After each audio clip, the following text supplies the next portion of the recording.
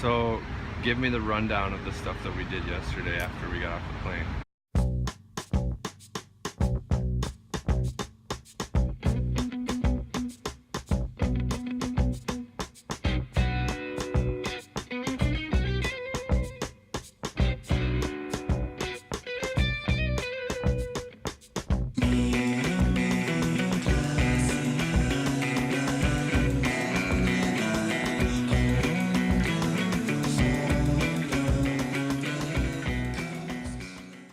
So right away we tried to go to Mary Mac's, but it turns out that they were filming something there. I would like to think that it's Mr. Childish Gambino, Donald Glover himself, filming ATL, his new series, but we just don't know. Tell me about Mary Mac's. Mary Mac's is supposed to be like soul food, and we were recommended that by the twins' bat boy, Dominic, and it was really kind of cool because we get there and you can see it right from the street, and we were expecting that there was going to be a nice long line, and there was kind of a line, but it was a line of filming trucks. And right away then we were kind of scrambling, trying to figure out where to go, and I had a restaurant already on the list, Herban Fix. It's a vegan restaurant, so we went over a few blocks and went to that, and Jared tried some his first probably full vegan meal. Would you agree? Yep. And it was super awesome. I was able to I had 2 appetizers myself, an entree, dessert, and a nice iced Thai tea. So I was pretty much stuffed for the rest of the day at that point. How would you review Urban Fix? I want to take it home with me. I wish that we had one in Minneapolis. So I feel like that's a high compliment. I would, if I'm gonna give it a number or a letter or something, I don't know yet, but it's definitely in the strong category, probably at least an 8 out of 10 for me. How did it compare to your expectations going in? It was a lot fancier than what I thought. I didn't know that it was going to be a restaurant that, quite honestly, I felt underdressed, even though we were the only people in the restaurant. It had its really cool like jazz music playing, a really nice open new modern feel to it, and a lot of Asian inspired because it was a lot of Asian fusion. It was super good, but like I said, super fancy, and I was not expecting that. So tell me about what did we do next? Right after that, we went over to the Olympic Park area because that's where a lot of the sites and events are held, and we kind of walked through the park itself and then went over to the aquarium and actually no, we didn't go to the aquarium first. We went to the College Football Hall of Fame, which kind of tells you something about the College Football Hall of Fame. I was expecting more of the college equivalent of Canton, where there would be a lot of football players and their past on display, but it turns out that it was more interactive and then just a list of names up in the top. So a little bit let down by that, but at least they include more than just Division I, so it was kind of cool to see my alma mater, St. Cloud State, represented on the wall. What kind of things did they have there? The lower level was mainly just all interactive stuff, so it was basically a miniature punt, pass, and kick competition where you could kick a field goal, you could pass through 3 holes in the net, which we maybe took some video of. And I would like to also go on record that I made a field goal too right after Jared did, but for some reason, I think it's probably out of jealousy, he didn't record. I did record, for the record. That's true. You recorded up until I kicked. And then I accidentally hit the stop button. Yep, then you hit the stop button, and then after that, you hit record again as if you were stopping me after kicking the field goal, but really that started recording again. So that was actually kind of fun, but I don't think it's necessarily worth the $20 admission type of fun in that lower level.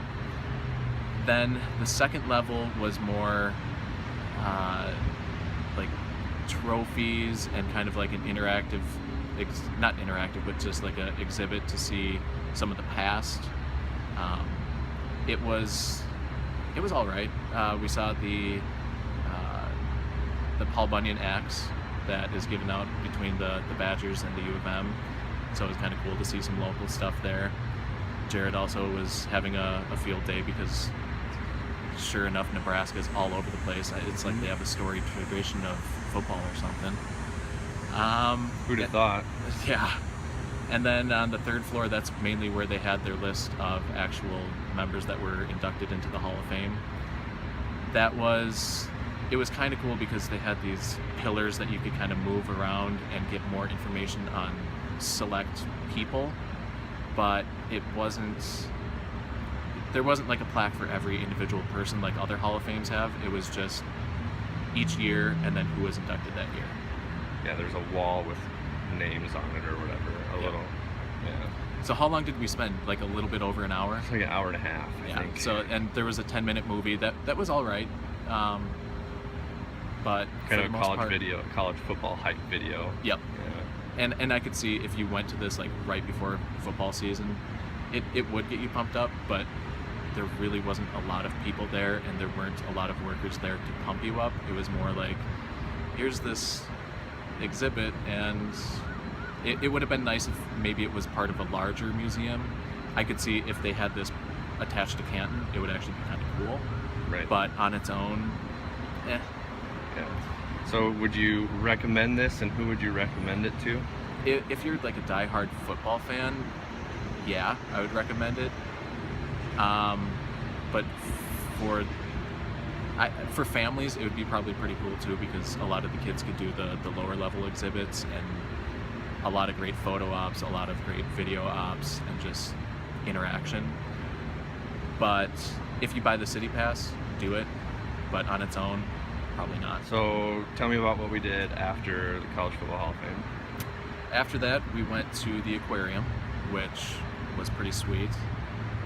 Right away, they had a dolphin show going on, so they told us 5 minutes until the dolphin show, so we went racing over there, went to the dolphin show, and we were told the first couple rows get wet. Jared didn't really believe them. Then it turned into the first 5 rows get wet, which still Jared didn't really believe them. And then in the video, you didn't believe? Let's not. Well, I didn't believe that it was going to be that wet, but I was listening to, like, I thought we were going to get wet, just not. Well, and we'll then get to that later. Into... And then in the video, they said, oh, the first 10 rows. Well, that should have been an indication that the amount of rows was growing, and for good reason, because towards the end, when the Dolphins do their crazy hour or whatever, they basically go right up to the front of the aquarium and splash the first few rows. And by splash, I mean we got drenched. Where were we sitting? We were sitting in the second row. So there were kids in front of us that were super jacked about getting splashed by dolphins. And it's a good thing that I put my camera away in Jared's backpack, because otherwise this iPhone right now would be dead. So what happened after the dolphin show? Or what do you think about the dolphin show first? Dolphin show, we were joking the entire time that it was like watching humans in prison, where it might be cool for them, but at the same time, like, how cool can it be, like, to see on the video screen beforehand all these dolphins swimming in the free, know how big the ocean is, and then see them interacting with humans for tiny fish in a tiny pool. I don't know necessarily how I feel about that, especially the whole vegan thing, but it was cool to see dolphins that close, and I think if it gets a lot of education and raises a lot more awareness and money for those type of organizations, it's good. But to think that we as humans can be like, oh yeah, they're having a fun time, they're good, clap along, like, I don't know. It was strange. We're also not dolphin experts, so we That's don't know true. if the dolphins are actually having fun or not. Disclaimer. Yeah. Who knows? Maybe those smiling dolphins were actually smiling. But I joked about the entire exhibit, like, all these animals, who's to say that, like, some of them aren't just like, screw it, I'm giving up, and just float down to the bottom, or just go on strike as a dolphin. So what happened after the dolphin show? After the dolphins, we kind of went through some of the regular exhibits where they have like a freshwater area, they have the exotic fish, and I really like the jellyfish area. Got some cool pictures of that we both threw on Instagram, and it just seeing something so exotic, especially coming from Minnesota. We obviously don't get jellyfish, so it's cool to see them. After that, we went over into the large tank area that had the whale shark, which I think that Jared can attest that was #1 on his list, and you even said that was the reason why you wanted to go, right? Yep. So we saw the whale sharks. There were, at least 3 of them? I think so, yeah. And then they also had some other fish in there with them, as well as some rays, which were pretty sweet seeing, and it was just really calming. And again, we took some pretty sweet photos there, and it was just, I joked that they basically have during Christmas time where you can view logs that are on fire. Why not have the same with the ocean experience, where it's just a live stream of the fish swimming back and forth, the huge whale shark just going back and forth.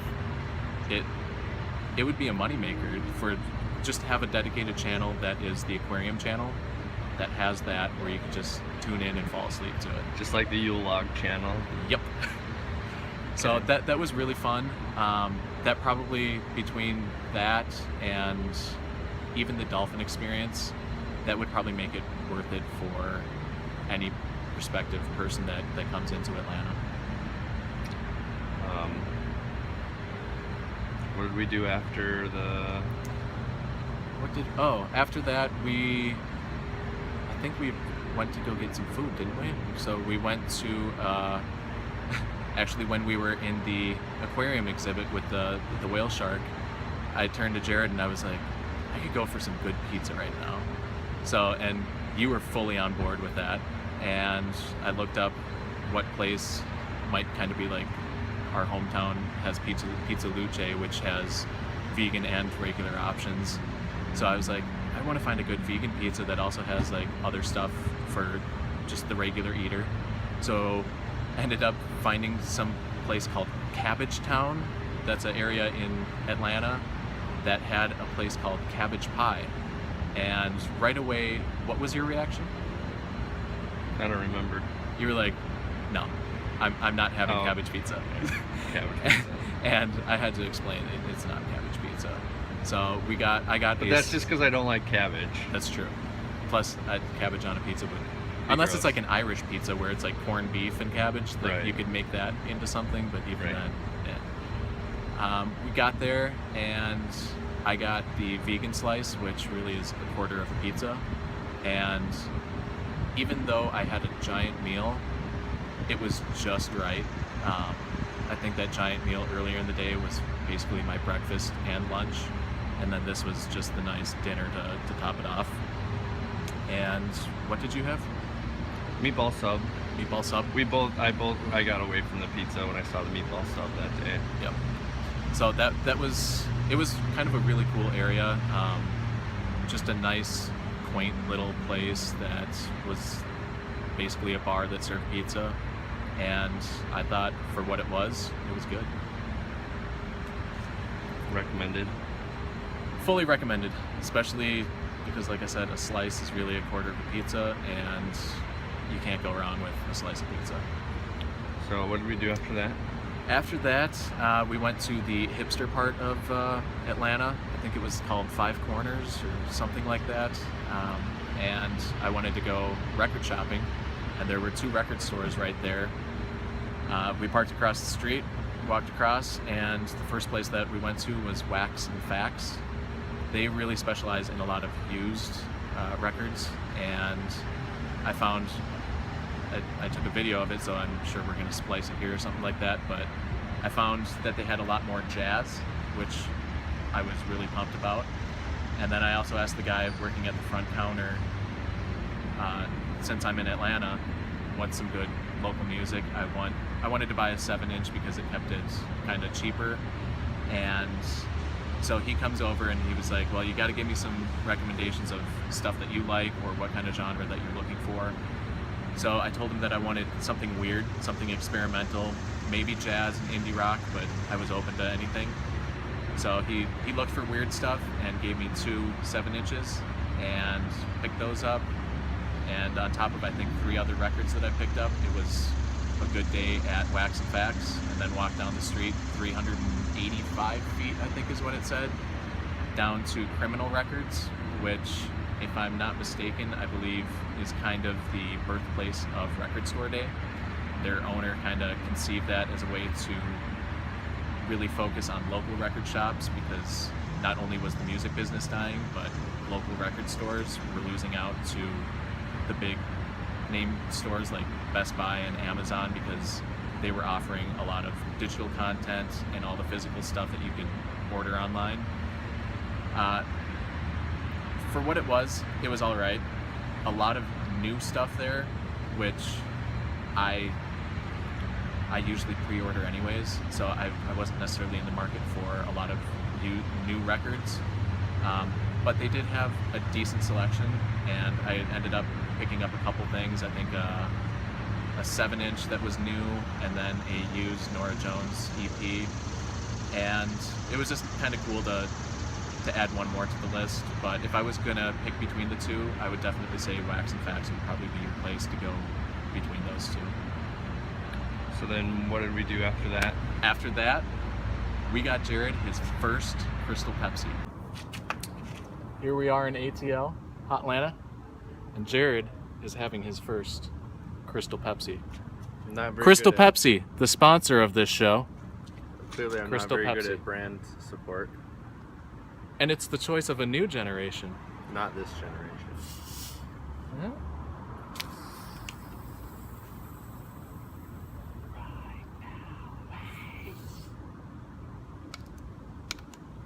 Ready? And cheers.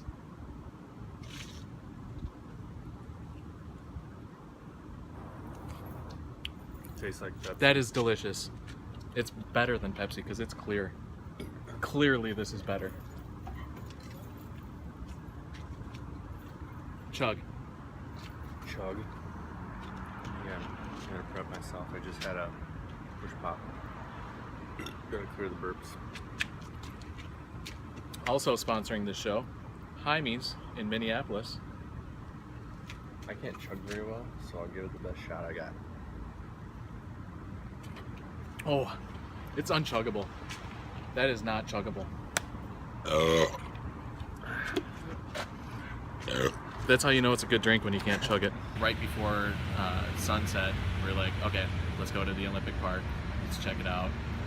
And I think Jared got some pretty sweet photos. We took some video of the fountain there, which looks like the Olympic rings. And they had like a 10-minute show with a few songs that are choreographed to these fountains. And just basically chilled out at Olympic Park for probably an hour and a half or so. And then at about 10 o'clock, we were shot. Decided to go back, and it took us a little bit over an hour to get cleaned up, get ready, and just finally, between 11 and midnight, both of us just passed out. So all in all, tell me about the day. Overall, the day was very full, but very rewarding. It had its literal ups and downs, and it's kind of funny because the higher up I was, the further down in my emotions I was. And now that I'm back on land, I'm feeling quite high again. And I'm looking forward to today being mainly a day of baseball, as well as tomorrow, but fitting in a few more things. I think what we're going to do today is go to the Coke Experience at Coca-Cola something or other, and it's going to be awesome because there's going to be so many drinks from around the world that you can't get here. And a kid in a candy store is basically what I am in a pop store. I'm super excited. There's a place really close to me in Jordan, Minnesota that has a huge selection of hundreds of sodas, and this feels just as exciting as that. I don't know what to expect, and I'm loving it. Anything else?